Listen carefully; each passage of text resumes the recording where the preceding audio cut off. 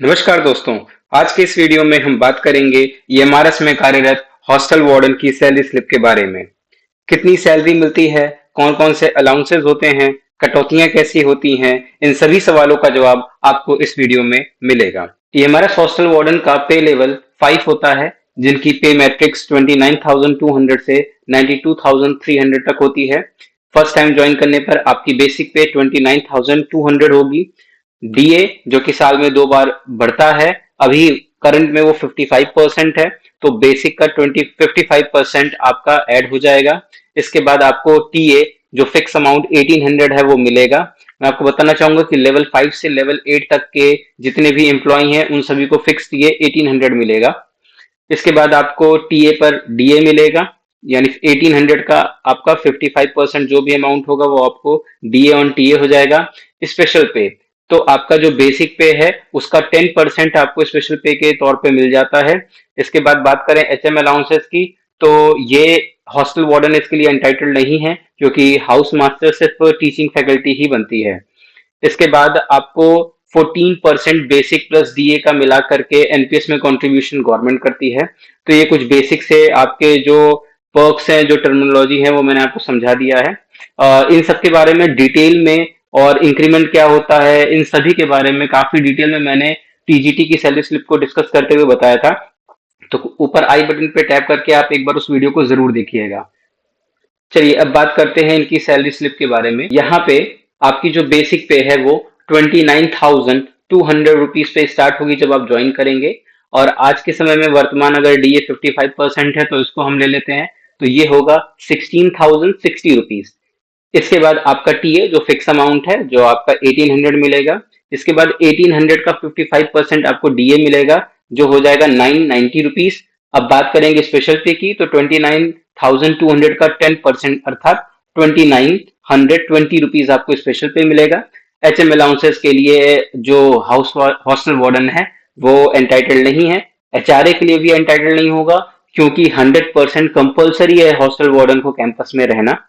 और इसके बाद अगर हम बात करेंगे एनपीएस की, तो 14% जो आपका बेसिक प्लस डीए का मिलेगा वो 6,336 हो जाएगा। तो इनिशियल जो आपके ज्वाइन करने पे आपकी ग्रॉस सैलरी होगी वो 57,306 रुपीज हो जाएगी।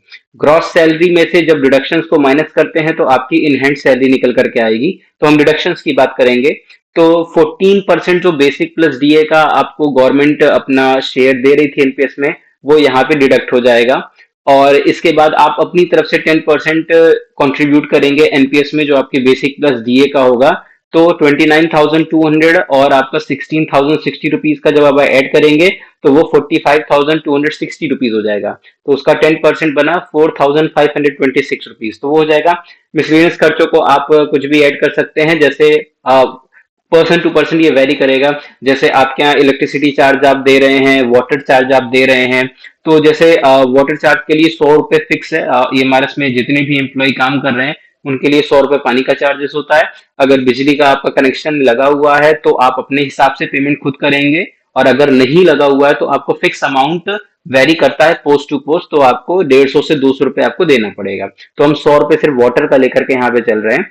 तो आपका जो टोटल डिडक्शन हो गया वो हो गया 10,962 रुपीज। अब ग्रॉस सैलरी में से जब आपके टोटल डिडक्शंस को माइनस करेंगे तो आपकी इन हैंड सैलरी निकल करके आ जाएगी, जो होगी 46,344 रुपीज। तो आप ये मान के चल सकते हैं कि आज आप ज्वाइन करेंगे तो आपकी इन हैंड सैलरी 46,344 होने वाली है। इसके बाद आपका इंक्रीमेंट लगेगा और इसके बाद आपकी सैलरी बढ़ती चली जाएगी। इंक्रीमेंट वगैरह के बारे में पुनः बताऊंगा कि आप ये हमारे सीजीटी सैलरी का ब्रेकडाउन आई बटन पे टैप करके जरूर देखिएगा, वहां पे मैंने विस्तार से इस बात को समझाया है। तो जब आपकी 29,200 जब इंक्रीज होगी तो आप 30,100 पे पहुंच जाएंगे। आपकी सैलरी इसी हिसाब से बढ़ती चली जाएगी।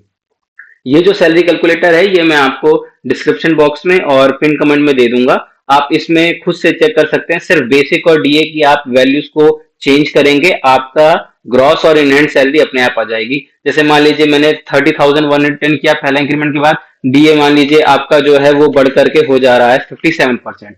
आपकी सैलरी देखिए अपने आप कितनी होगी, आप यहाँ से कैलकुलेट कर सकते हैं। फिर आपके इंक्रीमेंट मान लीजिए लग रहा है आप और आगे बढ़ जा रहे हैं, इसी प्रकार से आप खुद से चेक कर सकते हैं कि आपकी सैलरी कैसे कैसे बढ़ती चली जाएगी। तो आशा है आपको ये वीडियो समझ में आया होगा। आपको अगर इससे कुछ भी फ्रूटफुल लगा हो तो कृपया इसको लाइक करें, चैनल को सब्सक्राइब करें, और जो भी हॉस्टल वार्डन के पद पे काम करने के इच्छुक हैं या ईएमआरएस में अपना भविष्य देख रहे हैं, उनके साथ इस वीडियो को जरूर शेयर करें, क्योंकि सैलरी हमें एक मोटिवेशन देती है कि हमें इस जॉब को क्रैक करना है। इस वीडियो को देखने के लिए बहुत बहुत धन्यवाद।